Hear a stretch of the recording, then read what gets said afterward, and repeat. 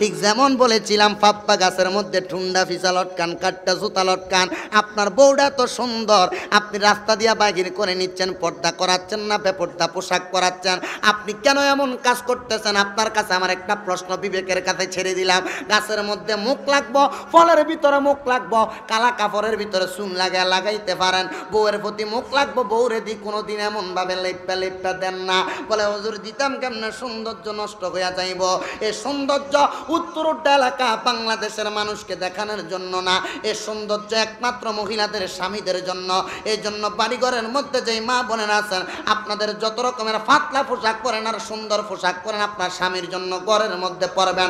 রাস্তায় বাইর হবেন, পর্দার সাথে বাইর হবেন। কিন্তু দেখা যায় বর্তমানের মা বোনের রাস্তার মধ্যে পর্দার সাথে বাইর হবে, কথা সত্য। বর্তমানে যে ডিজিটাল বোরকা বাইর হয়েছে, আর বোরকা না পড়লে তার এতটুকু আইডিয়া করা যাইতো না।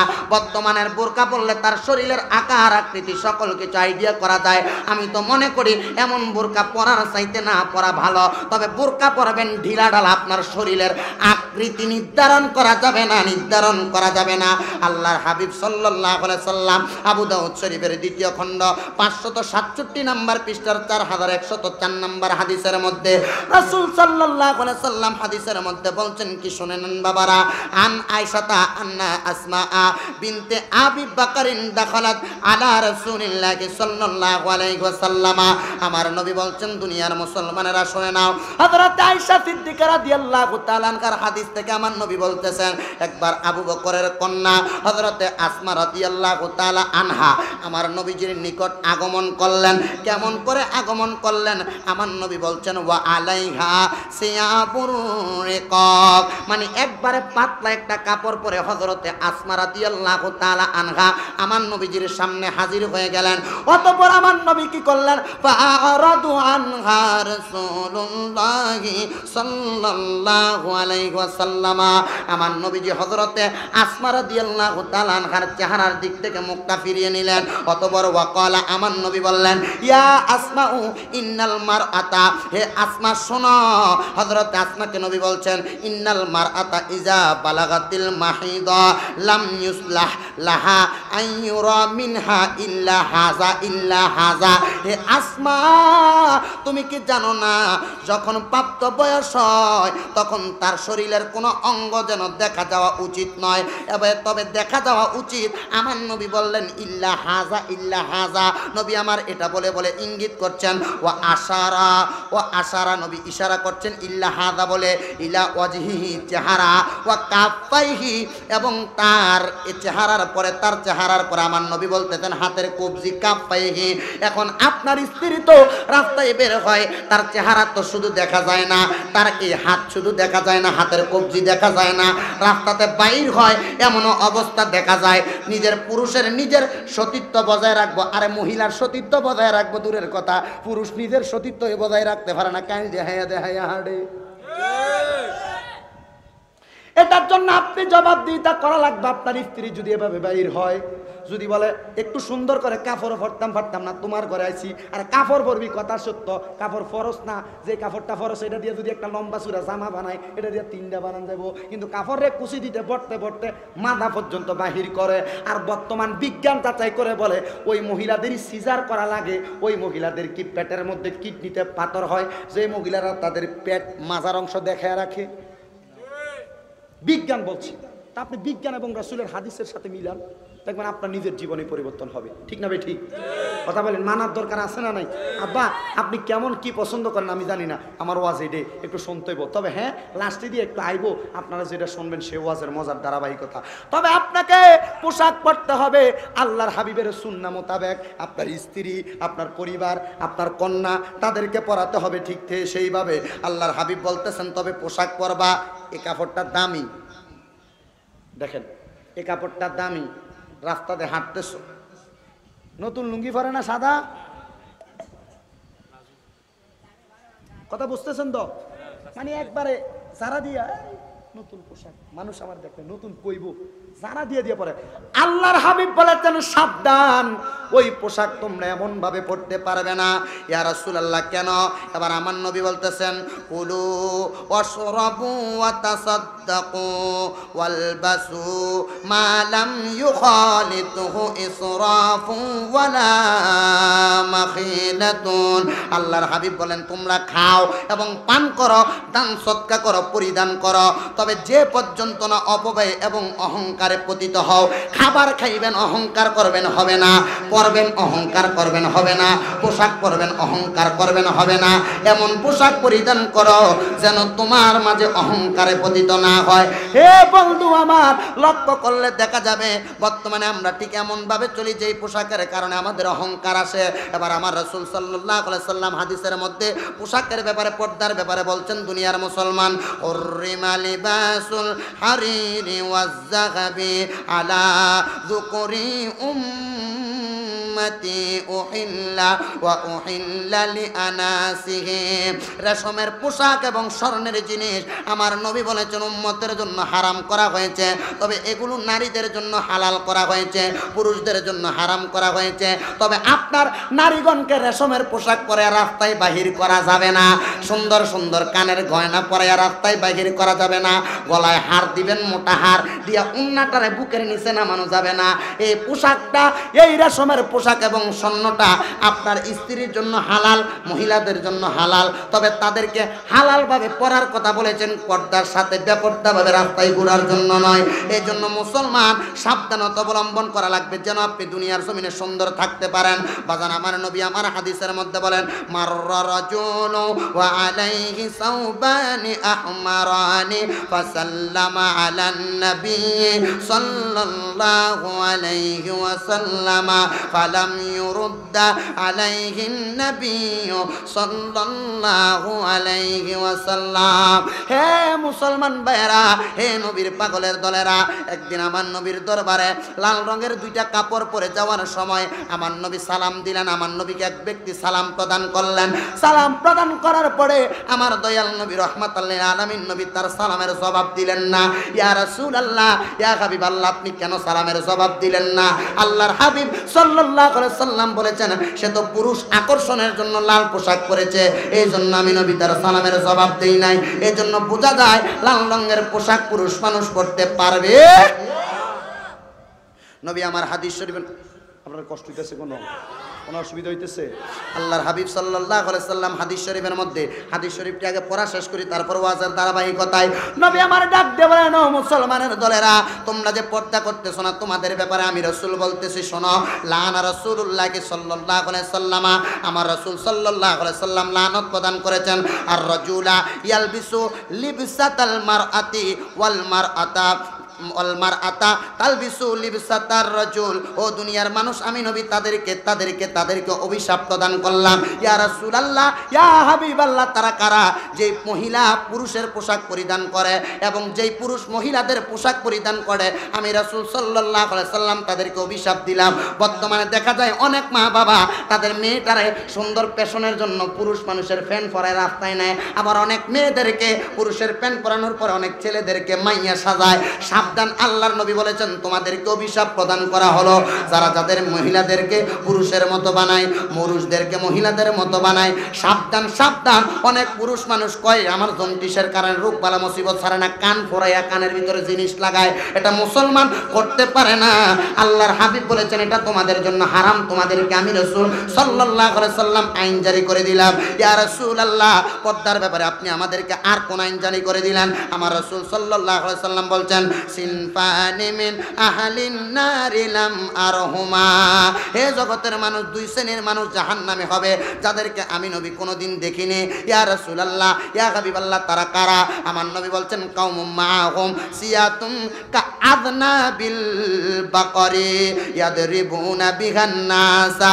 ইয়া রাসূলুল্লাহ, তারা কারা? নবী আমার বলছেন এমন সম্প্রদায়, এমন ব্যক্তিগণ যাদের হাতের মধ্যে গরুর লেজের মতো চাবুক থাকবে, তারা মানুষকে প্রহার করবে। আর আর 2 নম্বর ব্যক্তি হচ্ছে ওয়ানিসাউন কাসিয়াতুন আরিয়াতুম মুমিলাতুম মাইলাতুন। আল্লাহর হাবিব বলেন এমন মহিলা যারা কাপড় পরিধানকারিণী হয়েও অর্ধেক পাতলা কাপড় উলঙ্গর মতো দেখা যায়, পুরুষদের মতো দেখা যায়, পুরুষদের আকৃতি বোঝা যায়। আল্লাহর হাবিব বলেছেন আমি রাসূল সাল্লাল্লাহু আলাইহি সাল্লাম তাদেরকে জাহান্নামী বলেছি, আমি নবী তবে তাদেরকে দেখি নাই, তারা কিয়ামতের আগে বাইর হয়ে যাবে। এবার চিন্তা করেন, আল্লাহর হাবিবও বলছেন আপনার মহিলাগণ পাতলা কাপড় পরব, আপনার মহিলাগণ বেপরদা করবে, মাজা দেখাইয়া কাইল দেখাইয়া নাভি দেখাইয়া হাঁটবে। আল্লাহর নবী বলেছেন তারা জাহান্নামী। এবার আপনার বালা লাগলে পরেন না, বালা লাগলে পড়েন না। জান্নাতি হইতে চাইলে পরেন, আর জাহান্নামী না হইতে চাইলে পড়ার দরকার। ইয়া রাসূলুল্লাহ, ইয়া হাবিবাল্লাহ, আপনার কাছে জানতে চাই উত্তম পোশাক কোনটা? এবার আমার নবী বলছেন উত্তম পোশাক সম্পর্কে, ওয়া আন্নান নাবিয়্যা সাল্লাল্লাহু আলাইহি সাল্লাম ক্বালা আলবিসুল বিয়াদা ফা ইন্নাহা আতহারু ওয়া আতয়াবু ওয়া কাফিনু ফিহা মাউতাকুম। নবী আমার বলছেন তোমরা সাদা কাপড় পরিধান করো, কেননা তা হলো অতি পবিত্র, অধিক উত্তম। শুধু তাই নয়, তোমাদের মৃত্যুদের সাদা কাপড় দিয়ে তোমরা কাফন দাও। প্রশ্ন যদি থাকে, এই প্রশ্ন কি, হুজুর মৃত ব্যক্তিকে কেন সাদা কাপড় দিয়ে কাফন দেয়? এটা নবীজি বলেছে, এটা পবিত্র, এটা উত্তম, এই জন্য এটা দেয়। বাবা চিন্তা করেন, আমি মাঝে মধ্যে সাদা, মাঝে মধ্যে বিভিন্ন কালার পাঞ্জাবিও পরি, আবার মাঝে মধ্যে অনেকে কয় আরে বক্তা মানুষ একটু ফরন লাগে। আসলে দেখছি বক্তা যদি সুন্দর পোশাক টোশাক পরে মাহফিলে না আয়ে, এটা সোয়ে লাগে না। আপনারা মনে হয় বোঝেন নাই, মানে বক্তা যদি একটা সুন্দর সিকমি গলা যদি একটা পোশাক যদি না পরে আয়ে, এটা সোয়ে লাগে না। তো শুধু একটা লোক দেখানোর লাগে না, ওই ইসলাম প্রচার করা লাগবো, মানুষের কাছে যাওয়া লাগবো, কোন রকম একটু ফর্মালিটি মেনটেনের লাগিয়া একটা কোটি লাগাইয়া, অথবা মাঝে মধ্যে সবুজ কালা অথবা অন্য কালার। নবী আমার বলেছেন আমি রাসূল সাল্লাল্লাহু আলাইহি ওয়াসাল্লামের উম্মতে মুহাম্মাদীদের দুরূদ শরীফ আদায় করার পাওয়ার কত, মর্যাদা কত জানো? হে মুসলমান জানো? ইয়া রাসূলুল্লাহ, ইয়া হাবিবাল্লাহ, কে দুরূদ শরীফের আরো কিছু ফজিলত আপনি বলে দেন। নবী আমার বলেন যখন হাসরের ময়দানে মিজানের পাল্লা টানানো হবে, উম্মতের আমলনামাগুলো ওজন করা হবে, নবীর উম্মতের আমল হবে কম, নবীর উম্মতের বদ আমল হবে বেশি। ওই সময় আমার রাসূল সাল্লাল্লাহু আলাইহি সাল্লাম মিজানের পাল্লার কাছে আসবেন, আর আমার নবীজির জুব্বা মুবারক, পাঞ্জাবি মুবারক, আজকান মুবারকের ভিতর থেকে একটা ছোট্ট সাদা কাগজের টুকরা বাহির করবেন, আর ওই কাগজের টুকরাটা যখন ওই দাড়ি পাল্লার মধ্যে মানে মিজানের পাল্লায় দেওয়া হবে, যখন নবীর উম্মতের নেক আমলের পাল্লা হবে কম, বদ আমলের পাল্লা হবে ভারী, একটা কাগজের টুকরা দেওয়ার কারণে নবীর উম্মতের আমলের পাল্লাটা নিচের দিকে নেমে যাবে। আর সবাই জিজ্ঞাসা করবে ইয়া রাসূলুল্লাহ, ইয়া হাবিবাল্লাহ, আপনার একটা মাত্র কাগজের টুকরা, এটার কারণে আপনার উম্মতের আমলনামা ভারী হয়ে গেল। নবী গো কাগজের টুকরাটা কি? আল্লাহ পাক রব্বুল আলামিন হাদিসে কুদসির মাধ্যমে নবীর উম্মতকে জানায় দেয়, ওই কাগজের টুকরার মাঝে একবার মাত্র নবীজির উপরে দুরূদ শরীফ লেখা থাকবে, আর একবার দুরূদ শরীফ লেখা থাকার কারণে নবীর উম্মতের আমলনামাটা ভারী হয়ে যাবে। এই জন্য বন্ধুগণ আমার, উত্তর উড্ডার বাবারা, বড়ুরার বন্ধুরা, আমি এই মাহফিলে আসার আগে ওই যে গিয়েছিলাম অলিতলার মাহফিলে একটা কথা বলে দিয়ে গিয়েছি, দুনিয়াতে যত কিছু করেন না কেন, নবী ছাড়া দুনিয়াতেও কোনো উপায় নাই, কবরে উপায় নাই, হাসরে উপায় নাই, মিজানে উপায় নাই, ফুলসেরাতে উপায় নাই। এই জন্য নবীর উম্মতের দুরূদ শরীফের ফজিলত যদি, মর্যাদা যদি এত হয়, আমরা একবার দুরূদ শরীফ, একটা দুরূদ শরীফ লিপিবদ্ধ করে যদি আপনার মিজানের পাল্লায় দিলে আপনার নেক আমলের পাল্লা ভারী হয়ে যায়। আমরা বেশি বেশি দুরূদ শরীফ আদায় করলে আমাদের সওয়াবের পাল্লা ভারী হয়, আমরা এটার বিশ্বাস রাখি কি রাখি না? তাহলে সবাই জবান খুলে দুরূদ শরীফ আদায় করেন। আল্লাহুম্মা সাল্লি মাওলানা মুহাম্মদ ওয়া আলা আলিহি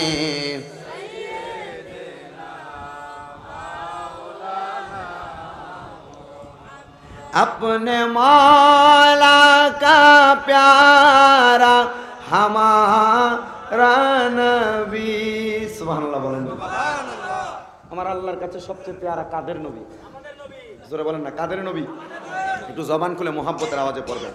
अपने मौला का प्यारा हमारा नबी, अपने मौला का प्यारा हमारा नबी, दोनों आलम का दुल्हा हमारा नबी, सबसे औला वाला हमारा नबी, सबसे वाला वाला हमारा नबी।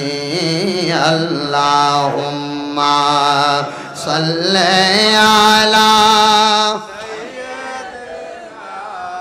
मौलाना मुहम्मद वाला आले सय्यिदना।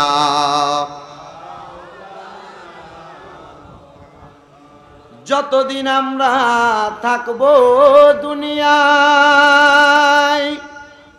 মাওলার শরণ ছাড়িয়া, দুই জাহানে উপায় আমাদের দেখবা পাবে না কেউ দেখিয়া। আল্লাহুম্মা সাল্লি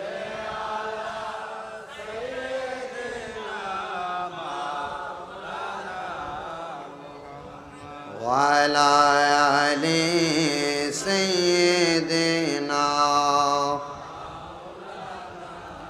সবাই জবান খুলে জোরে জোরে জিকির করেন লা ইলাহা ইল্লাল্লাহ, লা ইলাহা ইল্লাল্লাহ, লা ইলাহা হাসবি রব্বি জাল্লাল্লাহ, বলেন হাসবি রব্বি আমা ফি কলবি গায়রুল্লাহ, নূর মুহাম্মদ সাল্লাল্লাহু লা ইলাহা ইল্লাল্লাহ, পর লা ইলাহা লা ইলাহা আল্লাহ ছাড়া মাবুদ নাই, নবীজি ছাড়া উপায় নাই, বলেন আল্লাহ ছাড়া আমার নবীজি ছাড়া উপায় নাই। ওই নবীকে পাইতে হইলে, ওই নবীকে পাইতে হইলে আল্লাহর ওলিদের দয়া চাই। লা ইলাহা ইল্লাল্লাহ, লা ইলাহা ইল্লাল্লাহ, লা ইলাহা লা ইলাহা। নামাজ রোজা চাই রহনা, সবার মা বাবার খেদমত চাই রহনা, বলেন নামাজ রোজা চাই রহনা, সবার মা বাবার খেদমত চাই রহনা। আমার নবীর দুরূদ বইল না, আমার নবীর দুরূদ, আমার নবীও তোমায় ভুলবে না। লা ইলাহা ইল্লাল্লাহ, লা ইলাহা ইল্লাল্লাহ, লা ইলাহা। অনেক দূরে মদিনা, আমরা কেমনে যাব জানি না। ওটার মানুষ মদিনা যাইতে চাই কি চাই না? কারা কারা যাইতে চাই? দুই হাত সোজা করে আমার আল্লাহকে দেখান, আর জবান খুলে একটা তাকবীর দেন। আছেন নাকি? জোরে দেন না তাকবীর থাকবে না রে, তাকবীর। এটা জোরে তাকবীর হয়েছে। আমার কষ্ট হয় কয়েকটা কথা বলতে আপনাদেরকে নিয়ে। আমাকে আল্লাহ পাক রব্বুল আলামিন এলেম কালাম যা দিয়েছেন, তবে আপনাদের দোয়ার বরকতে আমি দুই একটা কথা মাঠে ময়দানে বলি, মানুষ শোনে, আপনারা শোনেন। তবে এই জন্য আপনাদেরকে বলবো একটু ইমানি আওয়াজ করেন, যেন আমার যে সাবজেক্ট এটার উপর একটু কথা বলতে আমার নিজের বুকের মধ্যে সাহসিকতা বেড়ে যায়। কেন জানেন? কারণ আপনারা যখন কথা বলবেন ওয়াজ দুই ভাগ হয়ে যাবে, 50% আমার, 50% আপনারা। আমি যখন করবো আপনারা যখন জবাব দিবেন, তাহলে আমার ওয়াজটা করতে সুবিধা হবে ভালো, ঠিক না? এই জন্য আমরা সবাই আসলে মদিনা যাইতে চাই তো ইনশাল্লাহ। আরে মদিনা যাইতে পারবেন না, 3 লাখ টাকা নাই, অসুবিধা নেই। আল্লাহর হাবিব সাল্লাল্লাহু আলাইহি সাল্লামকে জজবা নিয়ে ডাক দিবেন, হয়তো মোহাব্বত নিয়ে ডাক দিলে আল্লাহ রাসূল আপনাকে দিদারে মুস্তাফা দিবেন, ঠিক না বেটি? আমরা মদিনা যাইতে চাই তো ইনশাল্লাহ। একটা তাকবীর দোছে বাবা। আল্লাহু আকবার, ইয়া রাসূলুল্লাহ, ইয়া রাসূলুল্লাহ, আহলে সুন্নাত ওয়াল জামাত জিন্দাবাদ জিন্দাবাদ জিন্দাবাদ জিন্দাবাদ, আহলে সুন্নাত ওয়াল জামাত। জোরে কোন মারহাবা। উদ্দার মাহফিলে কতলা মানুষ আছে বোঝা যাইতেছে, ঠিক না বে ঠিক? তাহলে জবান খুলে পড়েন আলহামদুলিল্লাহ। মদিনা যাইতে চাই তো ইনশাআল্লাহ। করে পরে অনেক দূরে মদিনা, আমরা কেমনে যাব জানি না। বলেন অনেক দূরে মদিনা, আমরা কেমনে যাব জানি না। দয়াল আল্লাহ দয়া করেন, দয়াল আল্লাহ রেন নসিব করেন মদিনা। লা ইলাহা ইল্লাল্লাহ, লা ইলাহা লা ইলাহা ইল্লাল্লাহ মুহাম্মাদুর রাসূলুল্লাহ সাল্লাল্লাহু আলাইহি ওয়াসাল্লাম। আমার উত্তরটা এলাকার ভাই বাবারা, বন্ধুরা, ও আমার মুরব্বী বাবারা, যুবক নজওয়ান বন্ধুরা গো, ও পর্দার আড়ালের মা বোনেরা, আমি যদি প্রশ্ন করি এই উড্ডার জমিনে জান্নাতের বাগানটা সাজানোর কারণ কি? সবাই ডাক দিয়ে বলবে হুজুর আমরা টাকার জন্য নয়, আমরা পয়সার জন্য নয়, ধনের জন্য নয়, দৌলতের জন্য নয়। হে উড্ডার বন্ধুরা, আপনারা কেন জান্নাতের বাগান সাজাইলেন? সবাই বলবে হুজুর আমাদের জীবনের গুনাহগুলা মাফ করানোর জন্য। কথা বলেন না ঠিক না বেঠি? আমি বলবো মুরব্বী, ও যুবক, ও আমার পর্দার আড়ালের মা বোনেরা, আপনি একটাবার চিন্তা করেন যারা বাবা আছেন, আপনি বাবার গুনাহ যদি আপনার সন্তান দেখতো, আপনাকে বাবা বলে ডাকতো না। যুবক, তোমার গুনাহ যদি এলাকাবাসী দেখতো, তোমাকে এলাকার রাস্তা দিয়ে হাঁটার সময় যদি তোমার গুনার খবরগুলো তোমার কপালে লেখা উঠতো, এলাকার মানুষ তোমাকে দূর দূর করে তাড়িয়ে দিত, এলাকার মানুষ তোমাকে থু থু করে করে দিয়ে বৃষ্টি বৃষ্টি কথা বলতো। তোমার গুনাহগুলা দেখা যায় না, গোপনে গোপনে কত গুনাহ করেছেন, আপনার গুনাহগুলো গোপন রেখেছেন একজন। তোরা বলেন তিনি কে? আরো জবান খুলে বলেন কে? আপনি কি একটাবার চিন্তা করেছেন আপনার গুনাহগুলো গোপন রেখেছেন আল্লাহ, কিন্তু আমার আল্লাহ পাকের আপনি কত নাফরমানি করতেছেন। মসজিদের মধ্যে 5 ওয়াক্ত নামাজের মধ্যে আপনাকে হাইয়া আলাস সালাহ, হাইয়া আলাস সালাহ বলে বলে 10 বার 5 ওয়াক্ত নামাজের দিকে আসো বলে ডাকা হয়। হাইয়া আলাল ফালাহ, আপনাকে 10 বার কল্যাণের দিকে ডাকা হয়। আপনি কিন্তু নাফরমানি করে মসজিদমুখী হন না, আপনি কিন্তু নামাজমুখী হচ্ছেন না। আল্লাহ যদি আপনাকে কবরে প্রশ্ন করে, হে বান্দা তোমাকে তো সর্বপ্রথম নামাজের হিসাব নেওয়া হবে, তোমাকে বলা হয়েছিল, তাইলে কেন মসজিদে নামাজের জন্য আমি আল্লাহ ডাকলাম তুমি গেলা না? বন্ধু আমার, বিরক্ত হতে পারেন নামাজের ওয়াজ করার কারণে।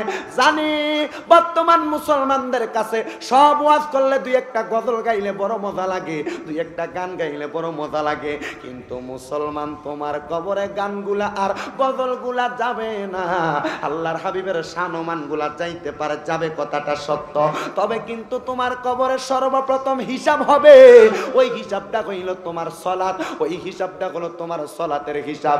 এই জন্য আল্লাহ কোরআনুল কারীমের মধ্যে বলতেছেন, আমি কোরআন তেলাওয়াত করব, আপনারা জবান করে আল্লাহু আকবার বলবেন।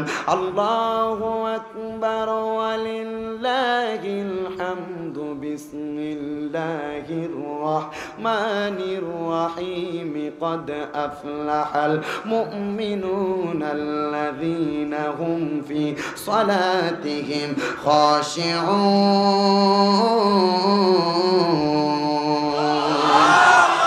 আল্লাহ বলে বলেছেন কদ অবশ্যই আফলাহাল মুমিনুন, ওই মুমিনগণ সফল কাম, আল্লাযীনা হুম ফি সালাতিহিম খাশিউন, যারা নামাজের প্রতি মনোযোগী হতে পেরেছে, নামাজের প্রতি বিনীত হতে পেরেছে, নামাজের প্রতি তাদের অন্তরটাকে ঝুঁকাইতে পেরেছে। ও আল্লাহ গো, ও দয়াল আল্লাহ, জীবনে এত গুনাহ করলাম, আপনি দিয়ে আমরার গুনাহটি মানুষের কাছে প্রকাশ করেন না, আপনি দিয়ে আমরার গুনাহটি মানুষের কাছে জাহের করেন না। আমরার গুনাহ যদি দুনিয়ার মানুষ দেখতো গো, আমাদেরকে গুনাহগার গুনাহগার বলে ডাক দিত, আমাদেরকে গুনাহগার বলে বলে তুচ্ছ করত, খারাপ মন্তব্য করত। আল্লাহ আপনি গুনাহগুলা গোপন রেখেছেন, আপনি গোপনে গোপনে কি গুনাহগুলা মাফ করতে পারেন না? আমার নবীর কাছে সাহাবাই কেরাম প্রশ্ন করে, ইয়া রাসূলুল্লাহ, ইয়া হাবিবাল্লাহ, নবী নবী নবী গো, আপনার উম্মত তো গুনাহ করবে, উম্মতের গুনাহগুলা কেমনে মাফ হবে? আমার দয়াল নবীজি রাহমাতাল লিল আলামিন নবীজি ডাক দিয়ে বলে, হে সাহাবাই কেরাম, লিকুল্লি শাইইন সিকালা, প্রত্যেকটা বস্তুকে পরিষ্কার করার এক একটা মাধ্যম আছে গো। ইয়া রাসূলুল্লাহ, অন্য মাধ্যম আপনার উম্মত যে গুনাহ করবে গো, উম্মতের কলবের মধ্যে গুনার সাগর হয়ে যাবে, উম্মত গুলা গুনাহ করতে করতে কলব তার মাইরা পালাবে। ও বন্ধু, গুনাহটা কেন হয় আপনি কি জানেননি? আল্লাহর কোরআন থেকে যাচাই বাছাই করে গুনাহ হওয়ার কারণগুলা বাছাই করতেছেন। আপনি গুনাহগুলা করেন আপনার নফসের তাড়নায়। এখন আপনাকে যদি প্রশ্ন করা হয়, হে উত্তরুদ্দার বাবারা, আপনি বলেন নফসটা কাহাকে বলে? আপনি কিন্তু নফসের পরিচয় দিতে পারবেন না। আল্লাহর কোরআনের মধ্য থেকে তিনটা নফসের কথা বাহির করা হয়েছে। একটা নফসের নাম হলো নফসে মুতমাইন্না, আরেকটা নফসের নাম হলো নফসে লাওয়ামা, 3 নাম্বার নফসের নাম হলো নফসে আম্মারা। তবে বন্ধু, নফসে মুতমাইন্নার দ্বারা আপনি যে দান সদকা করেন, ইবাদত করেন, ভালো ভালো কাজগুলা করেন, নফসে মুতমাইন্নার দ্বারা আপনি ওই কাজগুলা করেন। আর আপনি যে দুনিয়ার জমিনে একঘেয়েভাবে চলতেছেন, নামাজও নাই, রোজাও নাই, হালাল নাই, হারাম নাই, এক পথে চলতেছেন, এটা আপনার নফসে লাওয়ামার দ্বারা হয়। কিন্তু 3 নাম্বার যেই নফস, আপনাদের এলাকার ভিতরে গাউরা কোয়ালিটির মানুষ আছে না নাই? আছে। গাত্তারা বুঝেন না? গাউরা কোয়ালিটির মানুষ আছে না নাই? গাউরা কোয়ালিটির মানুষ আল্লাহর হাবিব সাল্লাল্লাহু আলাইহি ওয়াসাল্লামের ওই নফসে আম্মারাটাকে এমন ভাবে যাচাই করে বড় বড় সুফিবাদিত্বের লোকগণ বলতেছেন, নফসে আম্মারাটা হইল একটা গাউরা নফস। হুজুর কেন গো, কেন নফসে আম্মারাটা একটু গাউরা, মানে একটু তেরা নফস? আরে তুমি যখন গুনার কাজে যাও, একটা গুনাহ করলে নফসে আম্মারা তোমারে দিয়ে 2টা গুনাহ করা, 2টা গুনাহ করলে তোমারে দিয়ে 3টা গুনাহ করা, গুনাহ করতে করতে তোমার কলবদারে মাইরা ফেলে। ইয়া রাসূলুল্লাহ, ইয়া হাবিবাল্লাহ, নবী গো, আপনার উম্মত যে নফসের তাড়নায় গুনাহ করে, নফসের তাড়নায় গুনাহ করে, এই নফসটারে কেমনে, নফসর গুনাহগুলা কেমনে মাফ করাইবো? আমার নবী কই, ওয়াসিকালাতিল কুলুবি যিকিল্লাহ, কলবের ময়লাগুলা পরিষ্কার করার মাধ্যম হলো আল্লাহ পাকের জিকিরের মাধ্যমে। জবান খুলে জোরে বলা যাবে কি সুবহানাল্লাহ? ও বন্ধু গো, ও নবীর পাগলের দল, যেহেতু আপনি আল্লাহর জিকিরের মাধ্যমে গুনাহগুলা মাফ হবে, চক্ষুটা বন্ধ করে দিয়ে আমার আল্লাহ পাকের জিকিরটা করবেন একটু মনোমুগ্ধকরতার সাথে। তবে একটা কথা মনে রাখা লাগবে, আল্লাহর জিকির করার সময় আপনি এমন একটা ধ্যানে মগ্ন হবেন, আমার আল্লাহ যেন আপনার জীবনের গুনাহগুলো মাফ করে দেয়। বন্ধু আমার, হযরতে মুস্তাফী রুমির মধ্যে হযরতে রুমি রহমতুল্লাহ আলাইহি বলতেছেন, এই নফসটা কন্ট্রোল করা কত শক্ত, কত কঠিন তুমি জানোনি? 2টা পাগলা গোরাকে কন্ট্রোল করা যত কঠিন, তোমার নফসে আম্মারাকে লক্ষণ করা, কন্টেন করা এত কঠিন হয়ে যায়। এই জন্য আপনি গুনাহ করার আগে একটা কদম দিয়েছেন, একটা গুনাহ করেছেন, থাইমা যাইবেন, আর করব না নিয়ত করবেন। আপনাকে একটা গুনাহ করার পরে দ্বিতীয় গুনাহ করা থেকে ফিরে আসার কারণে আল্লাহ আপনাকে অনেক বেশি নেকের অধিকারী করে দিবেন, সওয়াবের অধিকারী করে দিবেন। এই জন্য গুনাহ করেছেন, থেমে যান, আর দরকার নাই। গুনাহ করেছেন, একবারে স্টপ, আর দরকার নাই। সামনে আল্লাহর কাছে তওবা করবেন। মাহে রমজান আসতেছে সামনে, মাহে রমজানের আগে তওবাটা করে ফেলেন। আল্লাহ যেন মাহে রমজানের আগে তওবা করার পর আপনি যখন একনিষ্ঠতার সাথে, ইখলাসের সাথে আল্লাহর ইবাদতের প্রতি মনোযোগী হয়ে যাবেন, দেখবেন আমার আল্লাহ আপনার গুনাহগুলা মাফ করে দেয়। আসেন রে বাবারা, আমরা সবাই গুনাহগুলা মাফ করার লক্ষ্যে আমার আল্লাহ পাকের একটু ইসমে জাতের জিকির করবেন। জবান খুলে আল্লাহকে ডাক দেন, আল্লাহ আল্লাহ আল্লাহ আল্লাহ আল্লাহ আল্লাহ আল্লাহ আল্লাহ আল্লাহ আল্লাহ দমে দমে জফর নাঙ্গা আল্লাহ আল্লাহ দমে দমে মারহাবা আল্লাহ আল্লাহ দমে দমে জফর নাঙ্গা আল্লাহ আল্লাহ দমে দমে মারহাবা আসি গেলে তুফান ছিড়বে না ঘরের বান আসি গেলে তুফান ছিড়বে না ঘরের বান দমে দমে তালাশ করো কে আছে আপন মারহাবা আল্লাহ আল্লাহ আল্লাহ আল্লাহ দমে দমে মারহাবা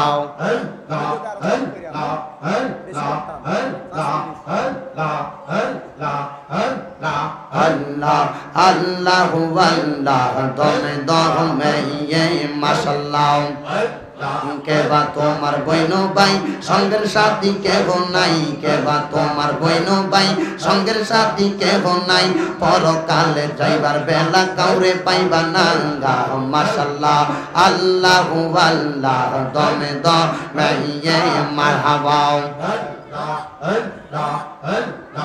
আল্লাহ আল্লাহ দমে দমে মারহাবা আল্লাহ আল্লাহ আল্লাহ একদিন লইয়া যাইবা ইমানদার বানাইয়া নিও ইমানদার বানাইয়া নিও নবী জির প্রেমে ইমানের মূল নবী জির প্রেমে ইমানের মূল সবাই বোঝার তৌফিক দিও মারহাবা আল্লাহ জবান না কইলা আল্লাহ রে আল্লাহর কোনো শরম নাই আল্লাহ একদিন লইয়া যাইবা মারহাবা করে আনে হাব্বায়াসে ইউহিব্বু কয় হাদিসেতে করে আনে হাব্বায়াসে ইউহিব্বু কয় হাদিসেতে বলছেন নবী সরওয়ারে বলছেন নবী সরওয়ারে হাদিস শরীফ কইলা দেখো মাশাআল্লাহ আল্লাহ আল্লাহ একদিন লইয়া যাইবা মারহাবা আল্লাহ আল্লাহ ফুলসে রাতের কঠিন পারে সেইখানে নবীকে পাবে ফুলসে রাতের কঠিন পারে সেইখানে নবীকে পাবে যেই নবীকে নাসি নিবে যেই নবীকে নাসি নিবে জান্নাত পাবার আশা নাই মারহাবা এই ছেলে কথা বলো না আল্লাহ একদিন লইয়া যাইবা মারহাবা আল্লাহ আল্লাহ গুনাহ খাতা মাফ করো আমার আল্লাহ পরওয়ার গুনাহ খাতা মাফ করো আমার মারহাবা গুনাহ খাতা মাফ করো আমার আল্লাহ পরওয়ার গুনাহ খাতা মাফ করো আমার মারহাবা করলাম কত গুনাহ আর খাতা মাফ করবেননি ও গো আল্লাহ মাবুদ রব্বানা মারহাবা আপনি যদি মাফ না করেন আপনি যদি মাফ না করেন যাইব আমরা কার কাছে আল্লাহ পরওয়ার গুনাহ খাতা মাফ করো আমার মারহাবা লা ইলাহা ইল্লাল্লাহু মুহাম্মাদুর রাসূলুল্লাহ সাল্লাল্লাহু আলাইহি ওয়াসাল্লাম জবান খুলে উচ্চ কণ্ঠে জোরে পড়েন আলহামদুলিল্লাহ। মুজ্জসিদুল মুহতারাম, আজকে এই মুহূর্তে উত্তরোড্ডা কেন্দ্রীয় জামে মসজিদের উদ্যোগে এ এলাকার যুব সমাজদের আয়োজনে ব্যবস্থাপনায় তৃতীয় বার্ষিক ওয়াজ ও দোয়ার মাহফিল। আজকের ওয়াজ ও দোয়ার মাহফিলের যিনি সম্মানিত সভাপতি আলহাজ মোহাম্মদ শরাফত আলী প্রধান সাহেব, সহসভাপতি আলহাজ মোহাম্মদ আলী আকবর কেশিয়ার সাহেব, অবসরপ্রাপ্ত কেশিয়ার চট্টগ্রাম সিটি কলেজ, সহসভাপতি আলহাজ মোহাম্মদ মনোহর সাহেব, সম্মানিত প্রধান অতিথি। আসলে আপনারা সবাই খুশি, মনোযোগের বিঘ্নতার কারণে হাত তুলছেন, ঠিক না? ঠিক না? আসলে আমরা খুশি না বেজার? যারা যারা খুশি একটা হাত নিচে রাখবেন না, হয়তো বা আল্লাহ পাক রাব্বুল আলামিন আপনার এই হাতে আর আল্লাহর নামের জন্য আলহামদুলিল্লাহ বলার জন্য তোলার যোগ্যতা আপনারা নাও দিতে পারে, দিতেও পারে। কারা কারা খুশি সোজা করেন, একবারে তীরের মতো সোজা। আমরা সবাই খুশি না বেজার? সবাই কোন খুশি না বেজার? জোরে এক বাক্যে পড়েন আলহামদুলিল্লাহ। আচ্ছা, আপনারা কি আলহামদুলিল্লাহর ফজিলতটা বোঝেন, জানেন? আল্লাহ রাসূল সাল্লাল্লাহু আলাইহি ওয়াসাল্লাম এভাবে বলছেন, আনাস ইবনে মালিক রাদিয়াল্লাহু তাআলা আনহুর হাদিস, যে আনাস ইবনে মালিক রাদিয়াল্লাহু তাআলা আনহু আল্লাহর হাবিব সাল্লাল্লাহু আলাইহি ওয়াসাল্লামের 10 বছর খেদমত করেছেন। ওনাকে উপাধি দেওয়া হয়েছে খাদিমুর রাসূল। মারহাবা পড়েন। 10 বছর খেদমত করার পরে ওনাকে উপাধি কি দিয়েছেন? খাদিমুর রাসূল। উনি হাদিস বর্ণনা করছেন, আল্লাহর হাবিব সাল্লাল্লাহু আলাইহি ওয়াসাল্লাম সাহাবাই কেরামের কাছে আলহামদুলিল্লাহর ফজিলত বলছেন, হে সাহাবাই কেরাম, তোমরা যদি বেশি বেশি আল্লাহর শুকরিয়া আদায় করো, আলহামদুলিল্লাহ বলো, আল্লাহর প্রশংসা করো, আল্লাহ পাক তোমাদেরকে প্রত্যেকটা কাজে কর্মের মধ্যে বরকত প্রদান করবে। কামাই রুজি নাই, রিজিক নাই, ব্যবসা নাই, বরকত কোনো কিছুতে নাই, শুধু বেশি বেশি আলহামদুলিল্লাহ পড়বেন। 100 কামাই করলো আলহামদুলিল্লাহ, 1000 করলে আলহামদুলিল্লাহ, 1 লাখ করলো আলহামদুলিল্লাহ। কিন্তু এই আলহামদুলিল্লাহ বলার কারণে আপনার রিজিক, আপনার সম্পদ, আপনার মর্যাদা বাড়ায় দিতে পারে একজন। জোরে বলেন তিনি কে? আরো জোরে বলেন না তিনি কে? একবার জবান খুলে পড়েন আলহামদুলিল্লাহ। গভীর মনোযোগ দিবেন বাবারা। আল্লাহ পাকের কালামে হাকিম থেকে আমি আপনাদের কাছে একটা আলোচনার সাবজেক্টের বিষয় নির্ধারণ করেছি। মাহফিল কমিটির ভাইয়েরা আমাকে বলেছেন পিতামাতার খেদমত এবং পর্দা সম্পর্কে কথা বলার জন্য। এই জন্য আমি আপনাদের কাছে একটা আলোচনার সাবজেক্ট নিয়েছি। এই সাবজেক্টের উপরে কিছু আয়াতে কারিমা আপনাদের কাছে তেলাওয়াত করেছি। তারপরেও খণ্ড বিখণ্ডভাবে আল্লাহর কোরআন থেকে কিছু আয়াত আমি আপনাদের কাছে তেলাওয়াত করব। আল্লাহর কোরআনুল কারিমের মধ্যে আমার আল্লাহ পাক রব্বুল আলামিন অত্যন্ত সুন্দরভাবে সূরা রহমানের 26 এবং 27 নম্বর আয়াত আল্লাহ বলেন, বিসমিল্লাহির রহমানির রহিম, কুল্লু মান আলাইহা ফানি ওয়া ইয়াবকা ওয়াজহু রাব্বিকা যুল জালালি ওয়াল ইকরাম। আল্লাহর কোরআনের আয়াত পুঙ্খানুপুঙ্খানুভাবে আমাদেরকে মানতে হবে। আল্লাহর কোরআনে আল্লাহ বলেন, কুল্লুমান আলাইহা ফান, কুল্লুমান আলাইহা ফান। হে মানব জাতি, তোমাদের কাছে আল্লাহর কোরআনের আয়াতের বাণীটা হচ্ছে তোমরা চোখ দ্বারা যা কিছু অবলোকন করতে পারতেছ, যা তোমরা দেখতেছ, সকল কিছু একদিন ধ্বংস হয়ে যাবে, ধূলিসাৎ হয়ে যাবে। যদি আল্লাহর কাছে প্রশ্ন করেন, ও আল্লাহ, সব যদি ধ্বংস হয়ে যায়, আপনি বলেন থাকবে কি? আমার আল্লাহ আপনাকে উত্তর দিব, ওয়া বাকা ওয়াজহু রাব্বিকা যুল জালালি ওয়াল ইকরাম। ওই আল্লাহর কোনো ধ্বংস নাই, ওই আল্লাহর কোনো ধ্বংস নাই। ও আল্লাহ, আপনার কাছে আমরা জানতে চাই কেন আপনার ধ্বংস নাই? আল্লাহর পক্ষ থেকে উত্তর হলো যুল জালালি ওয়াল ইকরাম। আল্লাহ হলো অধিক সম্মানিত এবং মহিমান্বিত, এই জন্য আমার আল্লাহর কোনো ধ্বংস নাই। বন্ধু আমার, আপনাদের কাছে আমি একটা কথা বলতে চাই, যেহেতু আমার আল্লাহ পাক সকল কিছু একদিন ধ্বংস করে দিবেন, সকল কিছু ধূলিসাৎ করে দিবেন, আপনারা জোরে বলেন ওই সময়টা কিসের সময়? দেখছেন নি? জোরে কোন? আপনারা জোরে বলেন ওই সময়টা কিসের সময়? ওই সময়টা হলো কিয়ামতের সময়।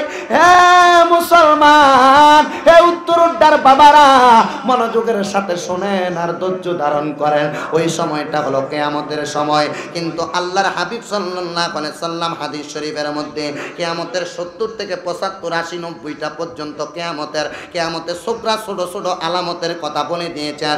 কিন্তু কিয়ামতের সবচেয়ে বড় বড় আলামতের মধ্যে 10টা বড় আলামত, ওর মধ্যে সর্বশ্রেষ্ঠ আলামতের মাঝে একটা আলামত প্রকাশিত হয়। এই প্রকাশিত আলামতটার নাম হলো মানুষগুলো বেপরদাভাবে ঘোরাফেরা করবে। এ বন্ধু আমার, আপনি বলবেন হুজুর মানুষগুলো বেপরদাভাবে ঘুরবে, এখানে পুরুষও হতে পারে, নারীও হতে পারে, তাইলে হুজুর কোন মানুষের কথা বলা হয়েছে? সেই জায়গার মধ্যে পুরুষ এবং নারী কোনোটার ভেদাভেদ করেন নাই। আপনারা তো মনে করতেছেন মা বোন পর্দার আড়ালে থাকবে শুধু মহিলাদের জন্যই নাকি পর্দা? না না না, মহিলাদের জন্য শুধু পর্দা নয়, আপনি পুরুষ, আপনার জন্য পর্দা রয়েছে। আপনার পোশাক পরিচ্ছদের সৌন্দর্যতা রয়েছে। আপনি যে পোশাকটা পরবেন এই পোশাকের মাধ্যমে আপনার পর্দার একটা আইন রয়েছে। এখন আপনার পর্দাটা রক্ষা করার আগে আপনি আপনার ঘরের নারী যারা আছে তাদেরকে পর্দা রক্ষা করাতে হবে।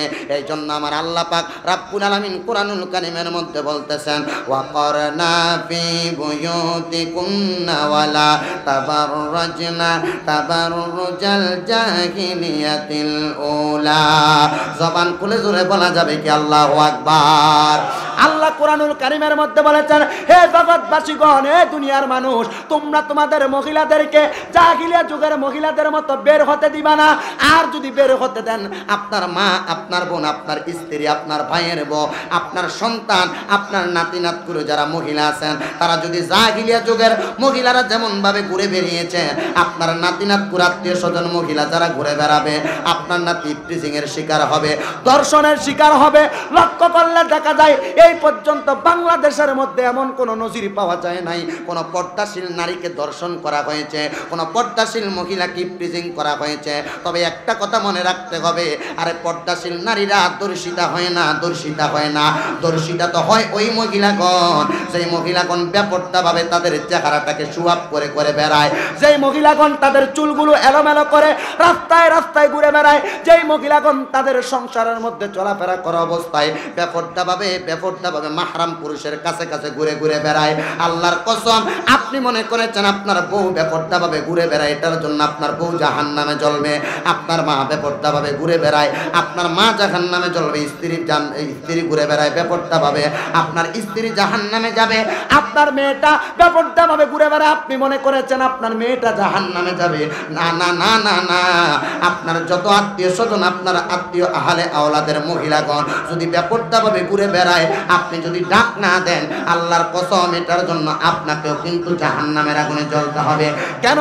নবীজির একটা হাদিস শরীফ পড়তে গিয়ে পাইলাম, হযরত আবু হুরায়রা রাদিয়াল্লাহু তাআলা আনহুর হাদিস শরীফের মধ্যে বলা হচ্ছে, আল্লাহর হাবিব সাল্লাল্লাহু আলাইহি সাল্লামের উম্মতের মধ্যে যদি কোনো পুরুষ অথবা কোনো নারীর সন্তান যদি বি লাইনে চলে যায়, মানে এক কথায় দিন থেকে আলাদা হয়ে যায়, ধর্ম থেকে আলাদা হয়ে যায়, কোরআন এবং হাদিসের আইন থেকে দূরে সরে যায়, ওই ব্যক্তির সন্তানটাকে আমার আল্লাহ পাক ফুলসেরাত পার করাবেন তার বাবার বুকের মধ্যে ফাড়া দিয়া। জোরে কইতেন না কেন? আপনার সন্তান যদি বেলাইনে চলে যায়, আপনার সন্তান যদি কোরআন এবং হাদিসের লাইন থেকে দূরে চলে যায়, পথভ্রষ্ট হয়ে যায়, আপনার সন্তান যদি দ্বীনি ইলম থেকে দূরে চলে যায়, আল্লাহর হাবিবের হাদিস প্রমাণ করে ওই সন্তানটাকে ফুলসেরাত পার করা হবে তার বাবার বুকের মধ্যে পাড়া দিয়া। আপনি চিন্তা করেন, আপনার সন্তান আপনার গায়ের সাথে একবার পাও লাগলে আপনাকে ধরে ধরে সালাম করে আদব দেখায়, কিন্তু ওই সন্তান আপনার বুকের মধ্যে পাড়া দিয়া হাসরের ফুলসেরাতের রাস্তা পার হবে। এ বন্ধু গো, এই জন্য আপনাদের কাছে বলে দিয়ে যেতে চাই, আপনার মা, আপনার স্ত্রী, আপনার কন্যা, আপনার নাতি, ছেলের বউ, এমন মহিলা যারা আপনার পরিবারের মধ্যে আছে, তারা যদি বেপর্দাভাবে ঘুরে বেড়ায়, এটার শাস্তি শুধু আপনি না, আপনি না, তারাও পাবে, আপনিও পাবেন। আপনি পাওয়ার কারণ হলো আপনি বেপর্দা হন নাই, আপনি শুধুমাত্র দুনিয়ার জমিনের মধ্যে নিজের মতো করে চলাফেরা করার কারণে, তাদেরকে ডাক না দেওয়ার কারণে আপনি কিন্তু বেলাইনে চলে যাবেন এবং জাহান্নামের রাস্তা অবলম্বন করবেন। এই জন্য আপনার পর্দার ব্যাপারে আল্লাহর কোরআনুল কারীমের মধ্যে সূরা আরাফের 26 নম্বর আয়াতের মধ্যে আমার আল্লাহ পাক রব্বুল আলামিন বলেন, ইয়া বানি আদম কদ আনজালনা আলাইকুম লিবাসান ইউয়ারি সাওআতিকুম ওয়া রিশা। জবান খুলে জোরে জোরে বলবেন সুবহানাল্লাহ।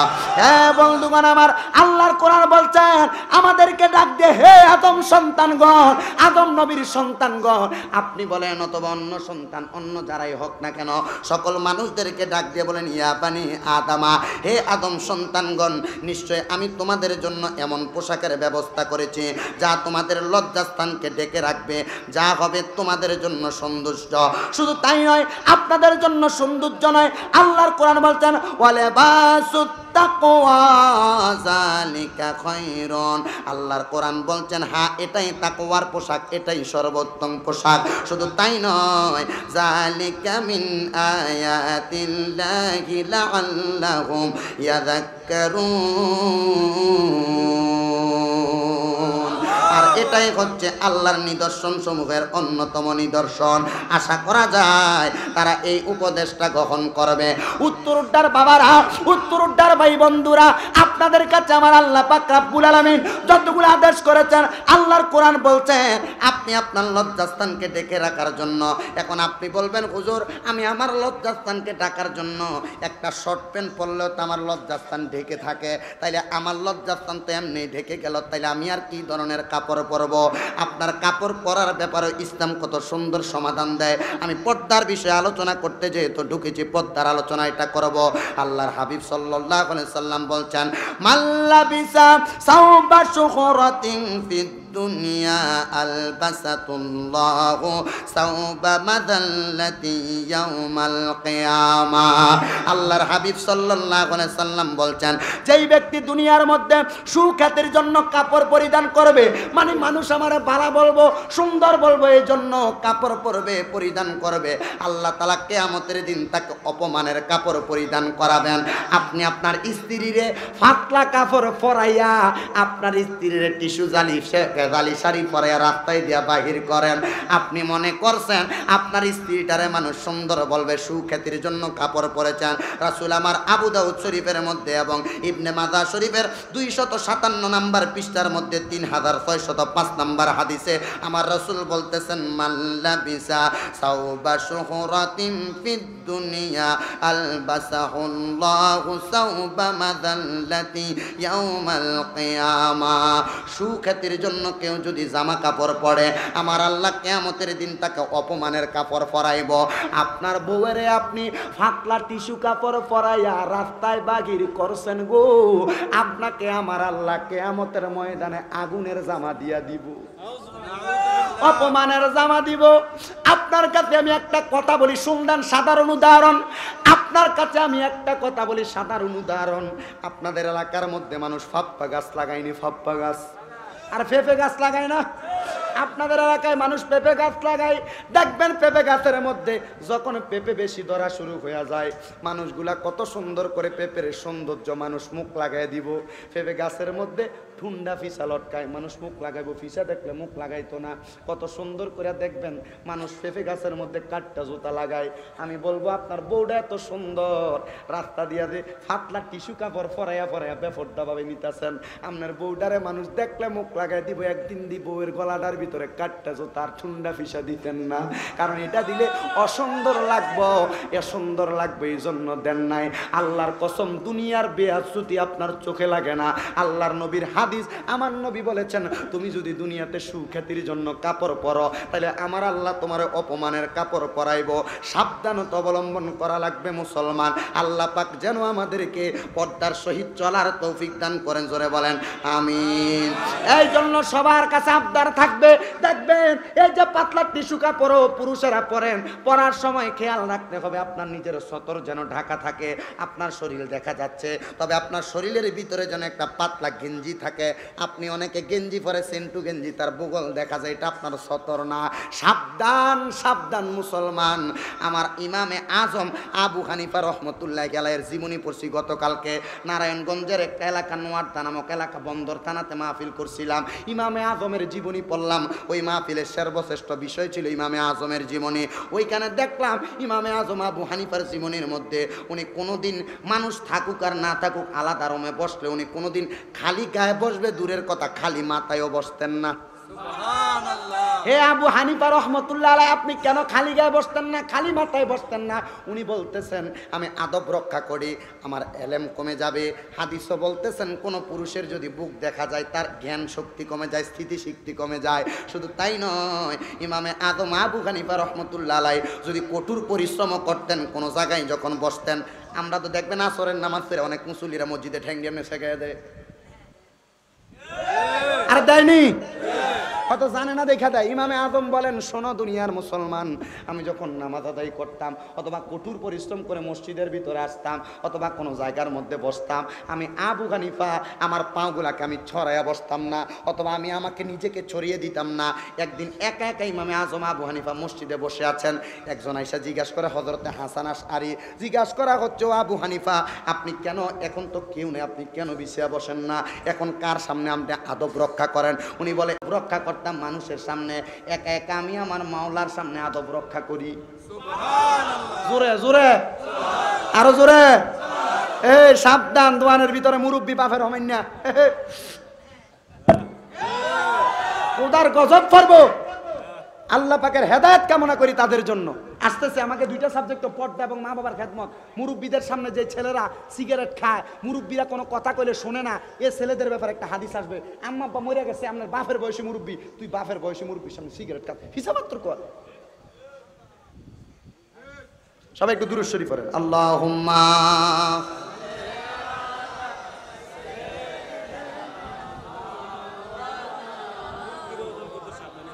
ওয়ালা আলি।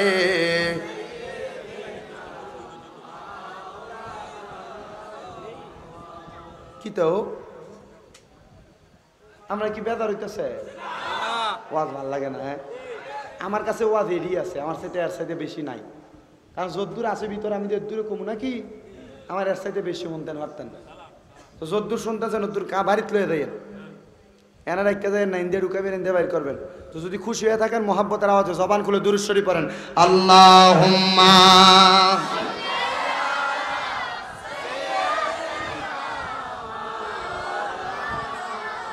মুহাম্মাদ ওয়া আলা আলি।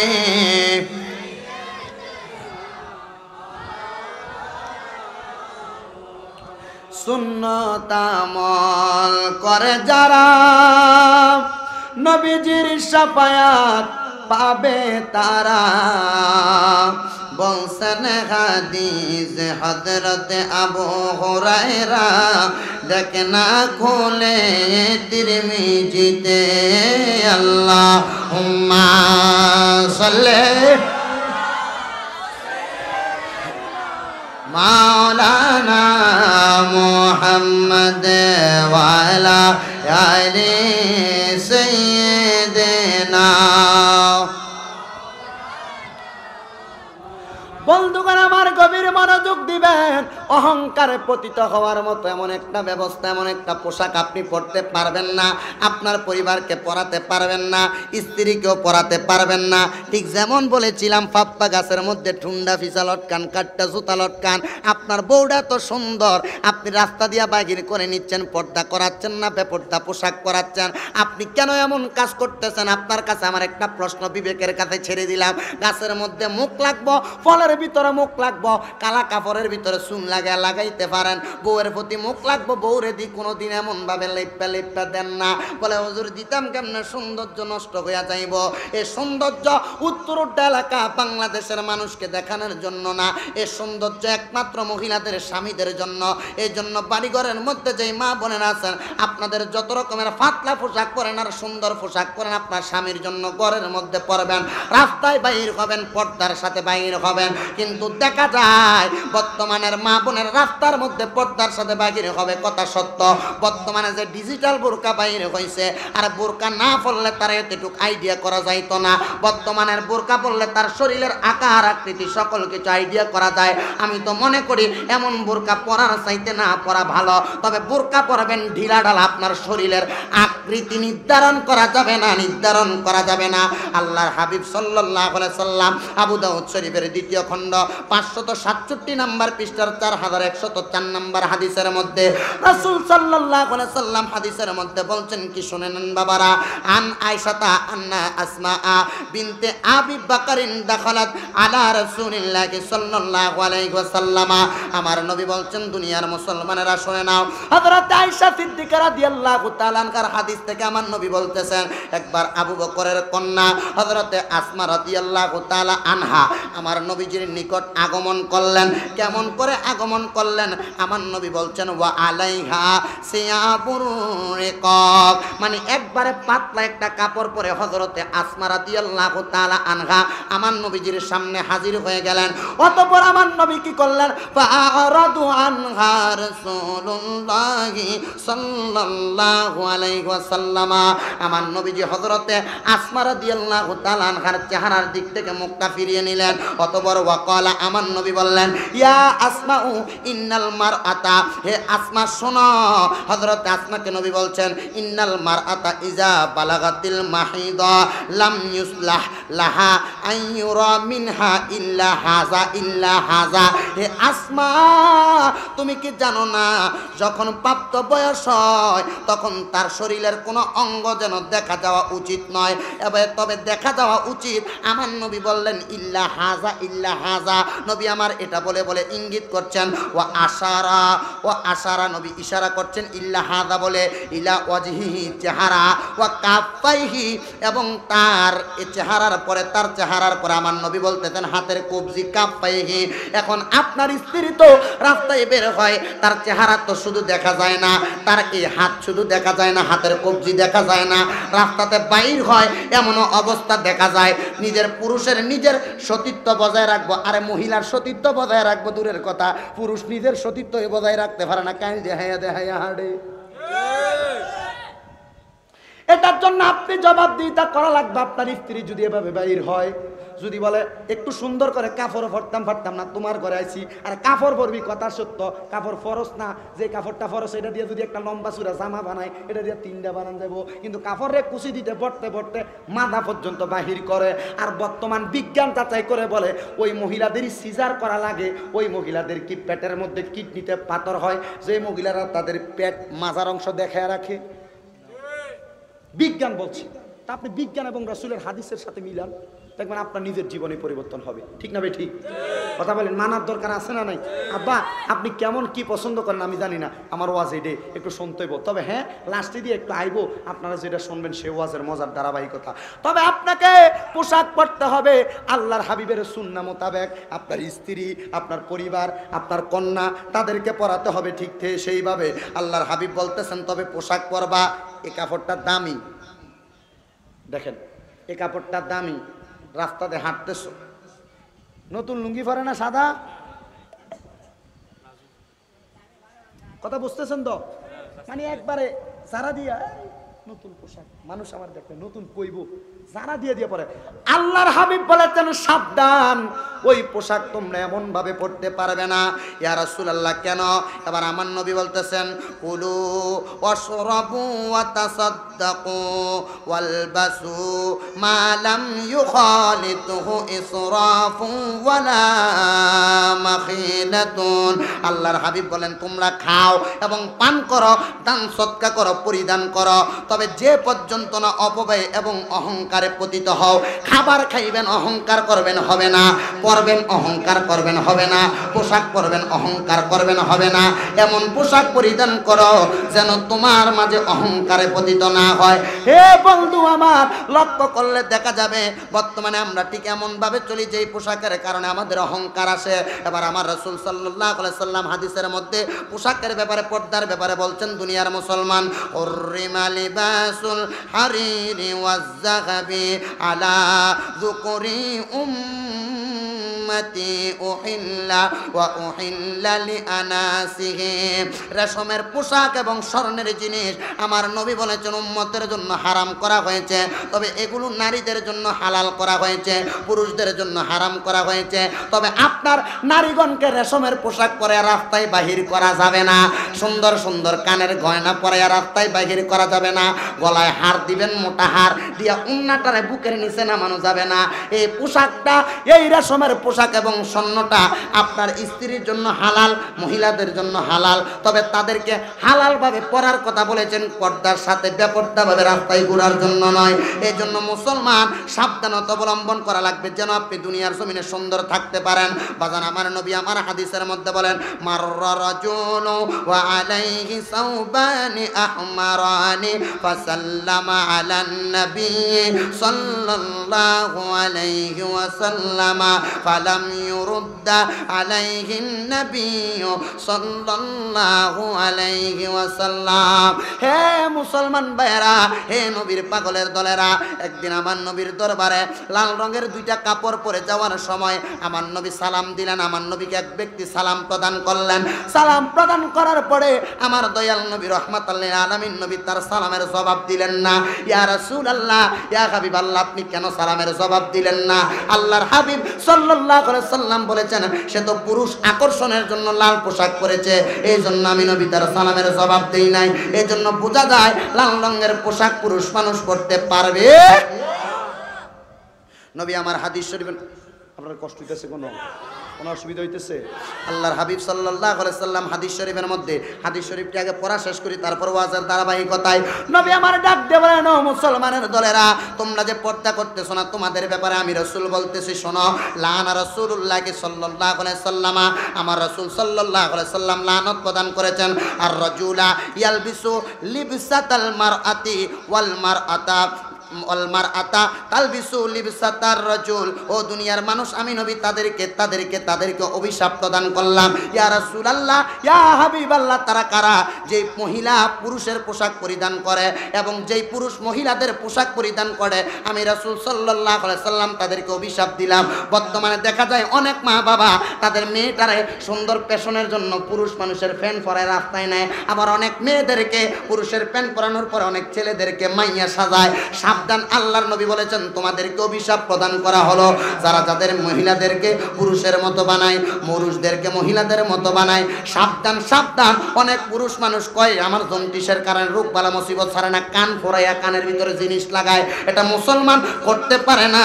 আল্লাহর হাবিব বলেছেন এটা তোমাদের জন্য হারাম, তোমাদেরকে আমি রাসূল সাল্লাল্লাহু আলাইহি সাল্লাম আইন জারি করে দিলাম। ইয়া রাসূলুল্লাহ, পর্দার ব্যাপারে আপনি আমাদেরকে আর কোন আইন জারি করে দিলেন? আমার রাসূল সাল্লাল্লাহু আলাইহি সাল্লাম বলছেন, সিনফানি মিন আহলিন নারি লাম আরহুমা। হে জগতের মানুষ, দুই শ্রেণীর মানুষ জাহান্নামে হবে, যাদেরকে আমি নবী কোনোদিন দেখিনি। ইয়া রাসূলুল্লাহ, ইয়া হাবিবাল্লাহ, তারা কারা? আমার নবী বলছেন, কাউমুম মাহুম সিয়াতুম কাআযনাবিল বাকরি ইয়াদরিবুনা বিহান নাসা। ইয়া রাসূলুল্লাহ, তারা কারা? নবী আমার বলছেন, এমন সম্প্রদায়, এমন ব্যক্তিগণ যাদের হাতের মধ্যে গরুর লেজের মতো চাবুক থাকবে, তারা মানুষকে প্রহার করবে। আর দুই নম্বরের ব্যক্তি হচ্ছে ওয়ানিসাউন কাসিয়াতুন আরিয়াতুম মুমিলাতুম মাইলাতুন।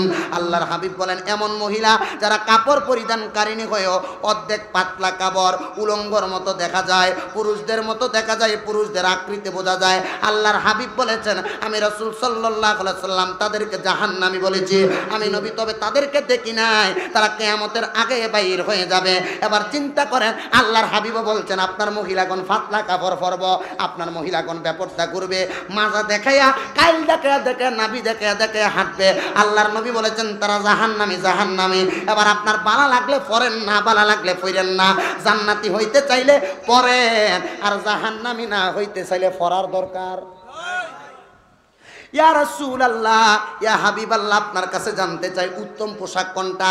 এবার আমার নবী বলছেন উত্তম পোশাক সম্পর্কে, ওয়া আন্নান নাবিয়্যা সাল্লাল্লাহু আলাইহি সাল্লাম ক্বালা আলবিসুল বিয়াদা ফা ইন্নাহা আতহারু ওয়া আতয়াবু ওয়া কাফিনু ফিহা মাউতাকুম। নবী আমার বলছেন তোমরা সাদা কাপড় পরিধান করো, কেননা তা হলো অতি পবিত্র, অধিক উত্তম। শুধু তাই নয়, তোমাদের মৃত্যুদের সাদা কাপড় দিয়ে তোমরা কাফন দাও।